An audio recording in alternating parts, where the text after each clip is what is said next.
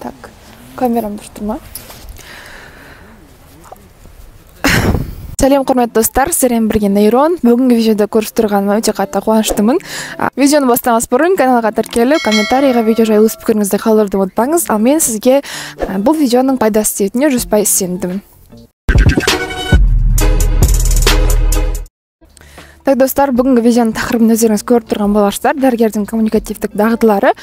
Бүгін андай пафосный монтажсыз осылай бірге студент ретінде, бірге бір ойдағы адамдар ретінде сенімен осылай жеке сөйлескім келді. Мынақта көшеде адамдар көп, бүгін кешкі серуенде жүр барлығы, сол себептен местами маған кішкене сөйлеуге ыңғайсыз болып тұр. Ну ладно, бұл да бір страхымызды жеңу болып саналсын. Окей, негізі бүгінгі тақырыпты не үшін алып жатырмын, потому что біз бірінші семестрдің аяғында хирургия сабағында больницаға кешілікке барған болатынбыз. На самом деле ол шетте ешқандай практика алу мақсатта болмаған, ондай бізде жаңағы оқу жоспарында да болмаған, просто бізде оқытушымыз солай біздің кешілікке келіп дәрігердің буднийна бір күнді сезінгенімізді қалады. Вот мы и пошли. Вот сол кезде менің миымда алғашқы төңкеріліс дәрігердің прям өміріне деген вникание сол кезде болды. И сол кезде осы именно коммуникативтік дағдылар тақырыбын мен қозғағым келді өзімнің жаңағы Instagram достарым арасында, YouTube достарым арасында. И вот сол практика барысында менің көзім жеткен бір нәрсе, науқастар дәрігерлердің біліктіліктеріне сенбейді. Дәрігерлер болсын, ол кіші медперсонал болсын, медсестралар, медбраттар, одан бөлек интерндер болсын, резиденттер болсын, тіпті үлкен дәрігерлердің, үлкен тәжірибесі бар дәрігерлердің біліктіліктерінің өзіне кейбір науқастар сенбей жатады. Ол, мне кажется, неден болады, ол дәрігер мен науқастың арасындағы коммуникативтік дағдылар дұрыс құрылмағандықтан, екеуінің арасындағы дұрыс коннект болмағандықтан, мне кажется, науқастар дәрігердің біліктіліктеріне сенбейді, әрбір болып жатқан процесті басқарып отырғысы келеді, әрбір болып жатқан процесске күмәнмен қарайды. Вот. И осы жерде бізде коммуникативтік дағдылар қалай көмектесе алады? Жалпы коммуникативтік дағды деген не ол? Коммуникация деген не? Коммуникация ол бір адам мен екі адамның арасында болатын связь, байланыс, екеуінің арасында ақпарат алмасу. И бізде айтады, что 21-ші ғасыр коммуникативтік дағдылардың ғасыры, и бүкіл проблеманы, не болмаса бүкіл жаңағы идеяны осы коммуникативтік дағдылардың көмегімен шешуге болады дейді. И бұл нәрсемен тұжырмен сен насколько согласен, комментарийға жазып кетсең болады. Вот. Біз бұл тұжырымға қандай мысал келтіре аламыз? Допустим, сізде емтихан болғалы жатыр. Сіз жаңағы дұрыс өзіңіздің группаластарыңызбен немесе құрбыларыңызбен дұрыс коммуникативтік дағдыларды қалыптастыру барысында, коммуникацияны дұрыс қалыптастыру барысында өзіңіздің досыңызбен бірге емтиханға дайындалдыңыз. Соның есебінен жоғары балл алып шықтыңыз. Бұған мысал ретінде бізде алдыңғы семестрда бір пәннің оқытушымен бізде бір проблема болып қалған болатын. Вот. И сол кезде бізге жаңа оқытушыны берді. Жаңа оқытушы біздің білім деңгейімізді тексеру керек болды. И ол рубежный контрольдің барысында тексеру керек болды. Бір жаңа оқытушы. И бізге сол рубежный контрольға жақсылап дайындалып бару керек болды. Сол кезде менде группалас қызым бар болатын. Біз сол группалас қызыммен жаңағы бірге дайындалдық. Бір күн бойы 5 сағат, кажется, полный системаға, кажется, это пищеварительная система, сол системаға бірге дайындаудың барысында мен экзаменнен 92, кажется, 92-93 балл алдым. Даже группада бір 40, 30, 50 алған да студенттер болды. И бұл жерде наше преимущество в том, что біз дұрыс құрылған коммуникативтік дағдылардың арқасында даже смогли жоғары балл алуға бірге талдап, бірге жаңа ақпаратты жақсылап есте сақтаудың арқасында у нас такая, как бы, осындай нәтиже пайда болды. И то же самое, егер де дәрігер мен науқастың арасында коммуникативтік дағдылар екеуінің арасында бірге коннект дұрыс құрылатын болса, но бұл отчасти дәрігерден көбірек зависит етеді. Вот. Сол кезде қандай нәтиже болады бізде? Науқас пен дәрігердің арасында жаңағы дұрыс ем тағайындалады, науқастың емделуі қысқа уақытта, емделу уақыты может қысқа басқаруы мүмкін. Екеуі бірге жаңағы емдеу жоспарын бірге қойылады. Науқас дәрігерге сенген соншалықты ол кісі жаңағы дәрігердің айтқан әрбір сөзінен қанаттанып, мүмкін оның сөзінің өзі ол кісіге дәрі болып, жаңағы эффективный ем болады. Андай мысалдар бар, когда еститін боларсың, науқастар там туыстарың келеді, маған дәрігер мынандай үлкен список жазып берді, кажется, түк білмейтін врач сияқты. Так, мен ол дәрілерді алған жоқпын, ішкен жоқпын. Мен басқаша бір традиционный ем қабылдадым. Мен сол маған более көбірек жақсырақ көмектесті деп айтып жатқанын естіген боларсың.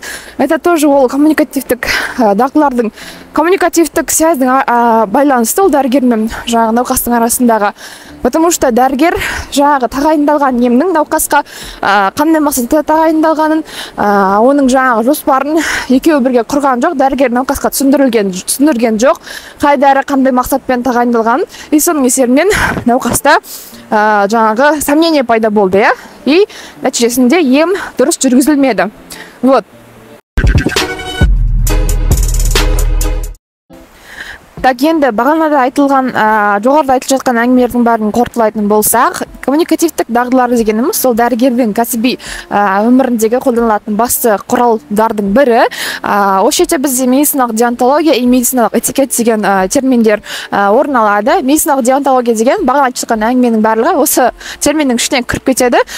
Біз медициналық деонтология деген теманы обобщающий етіп ашып талдадық деп есептесең болады. Яғни қысқаша айтқан кезде медициналық деонтология ол жаңағы медициналық работниктің кәсіби өміріндегі медработниктар мен науқастармен арасындағы дұрыс құрылған қарым-қатынас.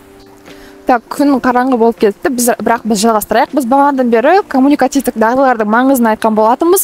Енді дәрігер мен науқастың арасындағы дұрыс құрылатын коммуникативтік байланыстың басты ережелеріне тоқталып өтетін болсақ, ең бірінші кезекте біз коммуникативтік жаңағы байланыс қай кезде орнайтынын түсініп алу керекпіз, қай кезде басталады. Коммуникативтік байланыс дәрігер мен науқастың арасында науқас дәрігердің кабинетіне кірген кезден басталады. Ең бірінші кезек ол алғашқы контакт, алғашқы байланыс орнату болып табылады. Бұл кезде біз науқаспен амандасамыз, өзімізді таныстырамыз. Осы жерден бастап пропедевтиканың ережелеріне сүйенетін болсақ, науқастарды объективно қарауды бастаймыз. Яғни статус объективус, кожные покровы, науқастың өзінің поведениясы деген секілді, бірақ бұған басқа видео арнасақ болады.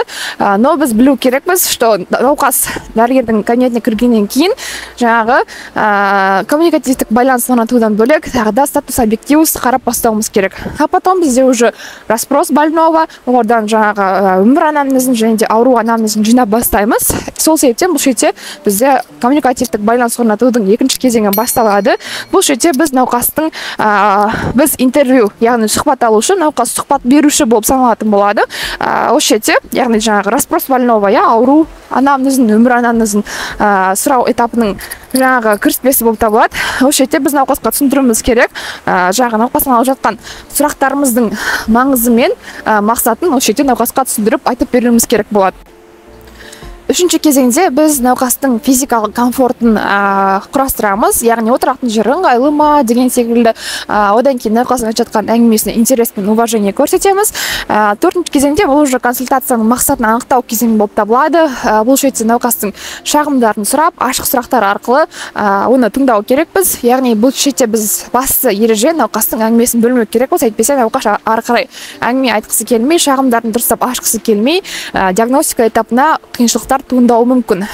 Бесінші кезең, бізде науқасты внимательно слушаем, ешқалай бөлмейміз, айтып өткеніміздей. Потом алтыншы кезеңде бізде уже қорытынды сұрақтар болатын болады. Мүмкін тағы да қандай шағымдарыңыз бар, немесе жаңағы бағыттаушы сұрақтар, сонымен сіздің басыңыз ауырады ғой деген секілді, я жоқ деп жауап беретіндей. Сосын бұл кезеңде, бесінші кезеңде, то есть алтыншы кезеңде біз науқастың жаңағы шағымдарының тізімін жасап, өзімізге диагностикалауға жаңағы ыңғайлы іс-әрекетті жасаймыз.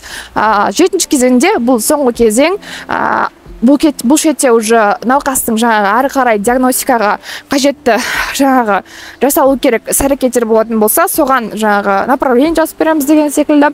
Это УЗИ ма, не болмаса қан анализдері деген секілді.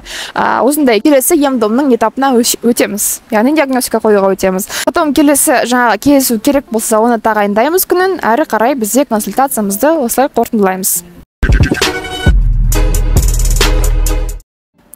Так, достар, осымен бүгінгі біздің видеомыз соңына жетті. Надеюсь, что сіздерге пайдалы болды деген үміттемін, потому что бұл нәрсе өте больная тема болған для меня. Вот, келесі шығарылымдарды күтетін болсаңыздар, комментарийға жазып кетіңіздер. Видео ұнаса, каналға тіркеліп, достарыңызбен бөлісуді ұмытпаңыздар.